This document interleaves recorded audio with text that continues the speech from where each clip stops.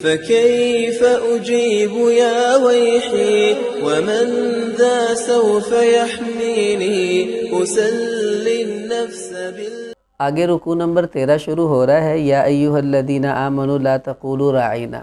یہ یہود کی بری خصلت کو بھی اللہ نے بتایا اور ایمان والوں کو یہاں بہت بڑا سبق بھی دیا۔ وہ کیا؟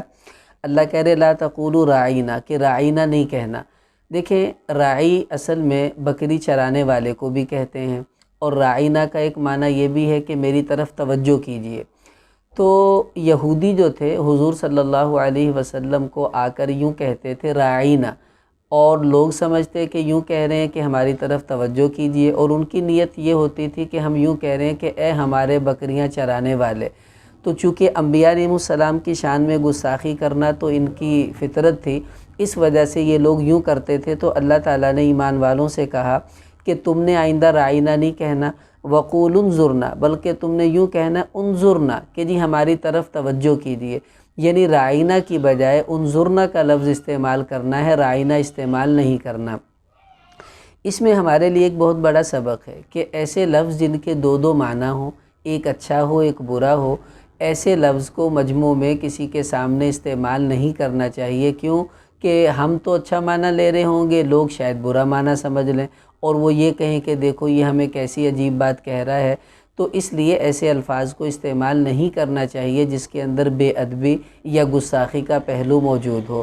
تو دیکھ لیں، آپ اپنے والد صاحب کو ہم ابو جی بھی کہہ سکتے ہیں، اور اپنے والد صاحب کو یہ بھی کہہ سکتے ہیں کہ یہ ہماری ماں کا جو ہے وہ قسم ہے، بعض لوگ ایسے بھی کہہ دیتے ہیں۔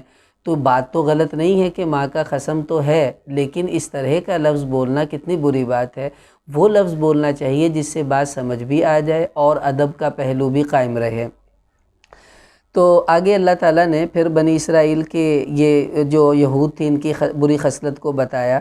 اس کے بعد فرمایا ما ننسخ من آیۃ او ننسیھا۔ یہاں پر ایک بہت بڑی بات ہے جس کو نسخ کہتے ہیں۔ نسخ کیا ہوتا ہے کہ اللہ تعالیٰ اپنے احکامات کو تبدیل کرتے رہتے ہیں۔ جیسے شروع میں شراب چل رہی تھی، بعد میں اللہ نے حرام کر دی۔ شروع کے اندر مسلمانوں کا قبلہ کچھ تھا، پھر بعد میں اللہ نے قبلے کو تبدیل فرما دیا۔ شروع میں نماز میں باتیں کرنا جائز تھا، بعد میں اللہ تعالیٰ نے منع فرما دیا۔ تو بہت سے احکامات کو اللہ تعالیٰ نے تبدیل فرمایا۔ اس تبدیلی کو شریعت میں نسخ کہتے ہیں۔ اب یہ سمجھیں کہ نسخ جو ہوتا ہے یہ کیوں ہوتا ہے؟ ایک تو اس لیے ہوتا ہے کہ جی غلطی ہو گئی تھی، یہ تو اللہ سے نہیں ہو سکتا۔ ایک اس لیے کہ پہلے جو حکم دیا تھا بعد میں دوسرا حکم زیادہ اچھا لگا تو اس کو بدل دیا، یہ بھی اللہ تعالیٰ کے معاملے میں نہیں ہو سکتا۔ کیوں کہ اللہ کا علم کامل ہے، اس کو سب پتہ ہے کیا اچھا ہے کیا برا ہے۔ تو اللہ تعالیٰ کا جو نسخ ہے وہ تیسرا ہوتا ہے۔ وہ کیا؟ جیسے ڈاکٹر مریض کو کہتا ہے یہ گولی تم نے 6 دن کھانی ہے، اس کے بعد نہیں کھانی۔ اس کا مطلب ہے ڈاکٹر کو پہلے سے پتہ ہے کہ میں نے 6 دن تک یہ گولی کھلانی ہے، اس کے بعد بدل دینی ہے۔ ایسے ہی اللہ کو پہلے سے علم ہوتا ہے کہ یہ حکم میں نے اتنے عرصے کے لیے دینا ہے، اس کے بعد میں اس کو بدل کر دوسرا حکم ان کو دے دوں گا۔ تو اسی کو نسخ کہا جاتا ہے۔ تو یہودی جو تھے وہ یہ کہتے تھے کہ دیکھو جی یہ نبی اپنی آیتوں کو خود ہی منسوخ کر دیتا ہے، یہ کیسا نبی ہے؟ اس کا مطلب ہے کہ یہ خود ہی اپنے اللہ کے حکم نہیں مانتا۔ تو اللہ نے اسی کا جواب دیا کہ نہیں، ہم جو بھی منسوخ کرتے ہیں وہ ہم کرتے ہیں، تو ہم اس سے اچھا حکم لے کر آتے ہیں یا اس کے برابر کا لے کر آتے ہیں۔ تو اس وجہ سے یہ اللہ کی قدرت ہے۔ اور قرآن میں نسخ کا ہونا یہ کوئی عیب نہیں ہے، بلکہ یہ اس بات کی دلیل ہے کہ یہ اللہ کا کلام ہے، کسی اور کا نہیں، اور جس کا کلام ہے اس کی مرضی چاہے آیات کو باقی رکھے چاہے ان کو منسوخ کر دے۔ آگے پھر بنی اسرائیل کی کچھ بری خصلتیں آ رہی ہیں۔ ام تریدون ان تسألوا رسولکم۔ بنی اسرائیل کے جو لوگ تھے یعنی یہودی، حضور علیہ الصلاۃ والسلام کو یہ کہتے تھے کہ دیکھو تورات اکٹھی اتری ہے، انجیل اکٹھی اتری ہے، تو یہ قرآن اکٹھا کیوں نہیں اترتا؟ آپ اس کو آہستہ آہستہ آج 2 آیتیں اتر رہی ہیں، 4 اتر رہی ہیں، تو کیوں نہیں تم اس کو اکٹھا اتار رہے؟ تو اللہ تعالیٰ فرما رہے اچھا تم رسولوں سے وہی سوال کرنا چاہتے ہو کما سئل موسیٰ من قبل، جیسا کہ اس سے پہلے موسیٰ علیہ الصلاۃ والسلام سے تمہارے بڑے سوال کرتے رہے، عجیب و غریب سوال ان کو پریشان کرنے کے لیے، اور تم بھی یہی کام کر رہے ہو۔ تو یہاں اللہ تعالیٰ نے ان کو ڈانٹا ہے۔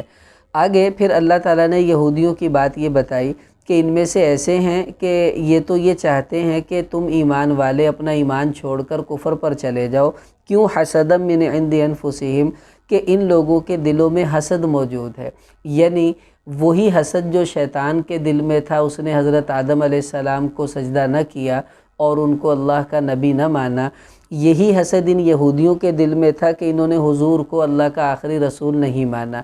اس سے پتہ چلا حسد اتنی بری بیماری ہے، بعض اوقات انسان کو حق سے دور کر دیتی ہے اور اچھی بات کو قبول کرنے سے بھی انکار کروا دیتی ہے، تو اس سے ہمیں بچنا چاہیے۔ آگے پھر ان یہود اور نصارہ کی عجیب بات اللہ نے بتائی کہ لن يدخل الجنۃ الا من کان ھودا او نصارا، کہ یہ یوں کہتے تھے کہ جنت میں صرف یہودی اور عیسائی ہی جائیں گے اور کوئی نہیں جا سکتا، یعنی جنت کے ٹھیکیدار ہم ہی ہیں۔ تو اللہ فرما رہے تلک امانیہم، یہ ان کی دل کی خیالات ہیں، ان کی خواہشیں ہیں اور کچھ بھی نہیں ہے۔ ہاتوا برہانکم، اے نبی ان سے کہو اگر تم سچے ہو تو کوئی دلیل لاؤ نا، اللہ نے تمہیں کوئی سرٹیفکیٹ دیا ہے کہ تم ہی جاؤ گے اور کوئی نہیں جائے گا، تو خالی کہنے سے کچھ نہیں ہوتا، کوئی دلیل ہے تو دکھاؤ، ورنہ اس کی کوئی حیثیت نہیں ہے۔